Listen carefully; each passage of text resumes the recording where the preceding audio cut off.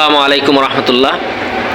আমরা যে তেলটা বিক্রি করতেছি সাদুল্লাহ বাজারে খুচরা, এইটা হচ্ছে তেঁতুল কাঠের গানির বাঙ্গা সরিষার তেলটা। এটার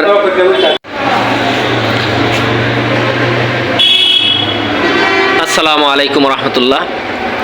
আমরা যে তেলটা বিক্রি করতেছি সাদুল্লাহ বাজারে খুচরা, এইটা হচ্ছে তেঁতুল কাঠের গানির বাঙ্গা সরিষার তেলটা।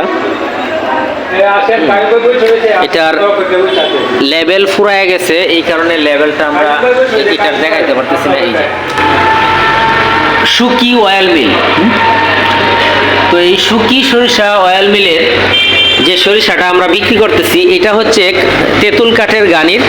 এটা একটু উজ্জ্বল কালার দেখা যাচ্ছে, আর এটা হচ্ছে মেইলের, এটা একটু ডিপ কালার।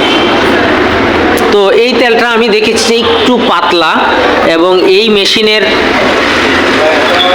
অতিরিক্ত হিট হওয়ার কারণে এই তেলটার গুণগত মান কিছুটা হলেও খারাপ হবে, এটাই স্বাভাবিক। আর এটা যেহেতু তেঁতুল কাঠের গানিটা, এটা ঠান্ডায় থাকে সবসময়, অতএব এটা একটু গাঢ় এবং কি বলে ঘন তেল আর কি, এবং একটু উজ্জ্বল।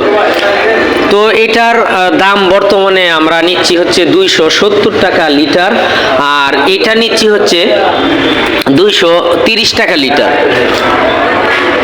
তো আপনারা সাদুল্লাহ বাজার থেকে যারা তেল নেন, আমি আমার তেলটা যে লোকে বিক্রি করে রাসেল মুন্সি, সে আমার সবজি এবং তেল বিক্রি করে, তো আমি তার ছবিটা অ্যাড করে দিব।